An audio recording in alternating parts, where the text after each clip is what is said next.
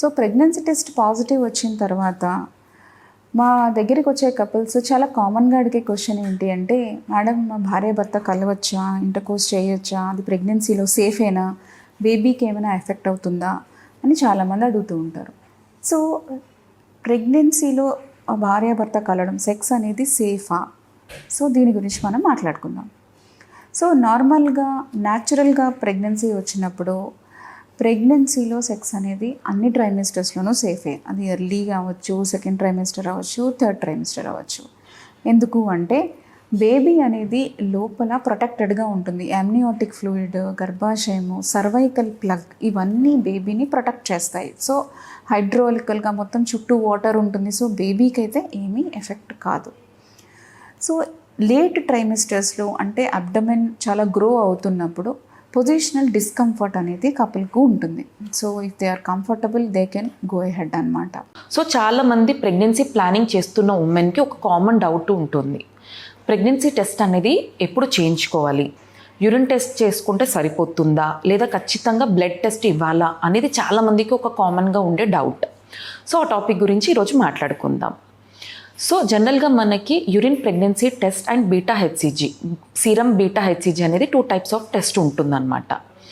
So ఇప్పుడు test అనేది ఎప్పుడు చేయించుకోవాలి అంటే, యూజువల్గా నెలసరి కరెక్ట్గా వచ్చిన లేడీస్కి మనకి ఓవ్యులేషన్ అనేది కరెక్ట్ టైంలో జరుగుతుంది. అంటే యూజువల్గా 28 to 30 డేస్ సైకిల్ ఉందనుకోండి, అరౌండ్ 14th డే అట్లా ఓవ్యులేషన్ జరుగుతుంది. ఇన్ కేస్ వాళ్ళ expected period, example May 1st cycle వచ్చింది, expected period will be somewhere around May 30 or June 1st ఉందనుకుందాం. సో ఎక్స్పెక్టెడ్ పీరియడ్ రోజు you can get UPT done. ఆ రోజు లేదా వితిన్ 3 days, అంటే పీరియడ్ మిస్ అయినా within 3 days you can get urine pregnancy test. యూజువల్గా మనకి ఎర్లీ మార్నింగ్ శాంపుల్ అనేది సజెస్ట్ చేస్తూ ఉంటాం.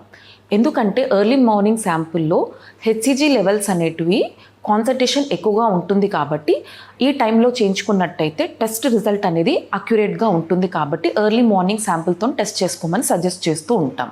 ఐవీఎఫ్ చేయించుకోవడం ద్వారా సైడ్ ఎఫెక్ట్స్ వస్తాయా? అండ్ ఐవీఎఫ్ చేయించుకున్న వాళ్ళందరూ మీ సెకండ్ ప్రెగ్నెన్సీ ప్లాన్ చేసుకునేటప్పుడు ఖచ్చితంగా ఐవీఎఫ్కే వెళ్ళాలా, న్యాచురల్గా కన్సీవ్ అయ్యే అవకాశం ఉంటుందా? దీని గురించి తెలుసుకుందాం. ఐవీఎఫ్ చేయించుకున్న వాళ్ళందరూ సెకండ్ టైం కూడా కన్సీవ్ అవ్వడానికి ఐవీఎఫ్కి వెళ్ళాల్సిన రూల్ లేదు. సర్టెన్ కండిషన్స్లో మాత్రం ఖచ్చితంగా ఐవీఎఫ్ పడే అవకాశం అనేది ఉంటుంది. అంటే బయలేటరల్ ట్యూబల్ బ్లాక్ ఉన్నా సరే, మగవాళ్ళలో అజూస్పర్మియా కండిషన్స్ ఉన్నా సరే, ఈ పర్టికులర్ పేషెంట్స్కి మాత్రం న్యాచురల్గా అయ్యే అవకాశం తక్కువ ఉంటుంది. మిగతా పేషెంట్స్ కొన్నిసార్లు ఐవీఎఫ్ లేకుండా సెకండ్ టైం కన్సీవ్ అయ్యి వచ్చిన వాళ్ళు కూడా ఉంటారనమాట. అండ్ కమింగ్ టు మేడం, ఐవీఎఫ్లో కాంప్లికేషన్స్ ఉంటాయంటే, జనరల్లీ ఐవీఎఫ్ అనేది చిన్న ప్రొసీజరే. దాంట్లో ఏంటి అంటే మనం ఎగ్ బయటకు తీసి ఎగ్ని స్పర్మ్ని బయట కలిపి తల్లి గర్భసంచిలోకి వేయడాన్ని మాత్రమే ఐవీఎఫ్ ప్రొసీజర్ అంటారు. ఈ ఐవీఎఫ్ ప్రొసీజర్లో ఇంజెక్షన్స్ పెయిన్ఫుల్ ఉండడం కానీ, ఏదైనా మేజర్ కాంప్లికేషన్స్ ఉండడం కానీ సహజంగా తక్కువే ఉంటుంది. మీకు ఐవీఎఫ్లో కాంప్లికేషన్స్ రకంగా మేము ఏమైనా ఎక్స్ప్లెయిన్ చేయాలి అంటే, మోస్ట్ కామన్గా అయ్యేది ఇంప్లాంటేషన్ ఫెయిల్యూర్. అంటే ప్రెగ్నెన్సీలో నెగిటివ్ రావే అవకాశాలు ఉంటాయి, దాన్ని ఇంప్లాంటేషన్ ఫెయిల్యూర్ అంటారు. అది చూస్తూ ఉంటాం. సెకండ్, ప్రెగ్నెన్సీ వచ్చిన తర్వాత కొంతమందికి మల్టిపుల్ ప్రెగ్నెన్సీ అనేది వస్తుంది, కొంతమందికి ఎక్టోపిక్ ప్రెగ్నెన్సీ అనేది వస్తుంది. ఇవి వచ్చే అవకాశం అనేది ఉంటుంది అనమాట. పేషెంట్ని బట్టి మేము కొన్నిసార్లు సింగిల్ ఎంబ్రో ట్రాన్స్ఫర్ చేయడం కూడా జరుగుతూ ఉంటుంది. సో మీకు కావాల్సిన విషయాలు తెలుసుకోవాలంటే మీ ఫర్టిలిటీ స్పెషలిస్ట్ని ఖచ్చితంగా కన్సల్ట్ చేయండి. సో చాలా మంది ప్రెగ్నెంట్ ఉమెన్ గ్యాస్ట్రైటిస్ ఇబ్బందితో బాధపడుతుంటారు. సో ఈరోజు ఈ టాపిక్ గురించి మాట్లాడుకుందాం. ప్రెగ్నెన్సీలో న్యాచురల్గానే ప్రొజెస్ట్రాన్ అనే హార్మోన్ కొంచెం ఎక్కువగా ఉంటుందన్నమాట. దీనివల్ల న్యాచురల్గానే డైజెషన్ ప్రాసెస్ అనేది కొంచెం స్లోగా ఉంటుంది. అండ్ గ్యాస్ట్రో ఈసోఫెజియల్ స్ఫింక్టర్ అనేది కొంచెం ప్రెగ్నెన్సీలో రిలాక్స్డ్గా ఉండడం వల్ల కూడా యాసిడ్ రిఫ్లెక్స్ అనేది ఎక్కువగా ఉంటుంది. సో ఈ రీజన్స్ వల్ల గ్యాస్ట్రైటిస్ ప్రాబ్లం అనేది ప్రెగ్నెన్సీలో కొంచెం ఎక్కువగా ఉంటుంది. సో ఎలాంటి టిప్స్ పాటిస్తే ఈ గ్యాస్ట్రైటిస్ ప్రాబ్లం కొంచెం వరకు తగ్గించుకోవచ్చో చూద్దాం. ప్రెగ్నెంట్ ఉమెన్ ఫుడ్ తీసుకునేటప్పుడు చిన్న చిన్న జాగ్రత్తలు పాటించాలండి.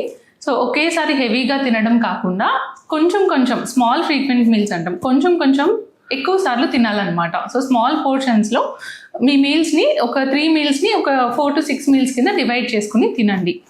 అండ్ తిన్న వెంటనే చాలామంది ఏంటంటే పడుకుని పోతారు వెంటనే. సో ఇలా చేయడం వల్ల కూడా మనకి గ్యాస్ట్రిక్ రిఫ్లెక్స్ అనేది ఎక్కువ ఉంటుంది అనమాట.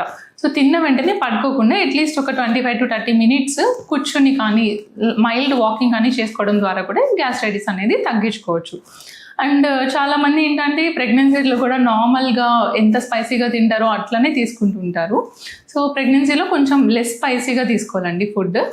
అండ్ ఈ 3 జాగ్రత్తలు పాటించినట్లయితే డెఫినెట్గా కొంచెం వరకు గ్యాస్ట్రైటిస్ని కంట్రోల్ చేసుకోవచ్చు. ప్రెగ్నెన్సీలో చాలా మందికి మోషన్ ఫ్రీగా అవ్వకుండా కాన్స్టిపేషన్ ప్రాబ్లం అనేది చాలా మంది చూస్తుంటాము. సో వీటికి ఎందువల్ల వస్తుంది, ఎలాంటి జాగ్రత్తలు తీసుకోవాలి అనేది చెప్తాం.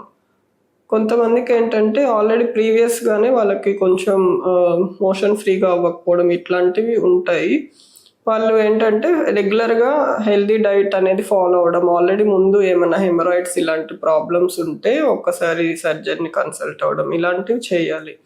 అలా కాకుండా ప్రెగ్నెన్సీలోనే ఎందుకు ఎక్కువ అవుతుందంటే, ఒకటి ప్రెగ్నెన్సీలో డెవలప్ అయ్యే నార్మల్ ప్రొజెస్ట్రాన్ హార్మోన్ వల్ల స్పింక్టర్స్ అనేటివి కాంట్రాక్ట్ అయ్యి, అంటే దాంట్లో ఇంటెస్టైన్స్లో ఉండేటివి మొటిలిటీ అనేది తగ్గుతుంది అనమాట. దీనివల్ల వాళ్ళు కొంచెం కాన్స్టిపేషన్ అనేది బాగా చూస్తూ ఉంటాం.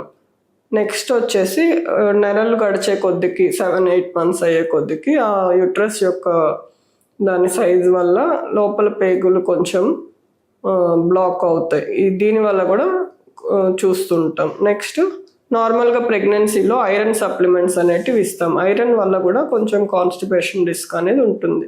సో ఈ ప్రెగ్నెంట్ వాళ్ళలో మోషన్ ఫ్రీగా అవ్వకపోవడం అనేది చాలా కామన్ అన్నమాట.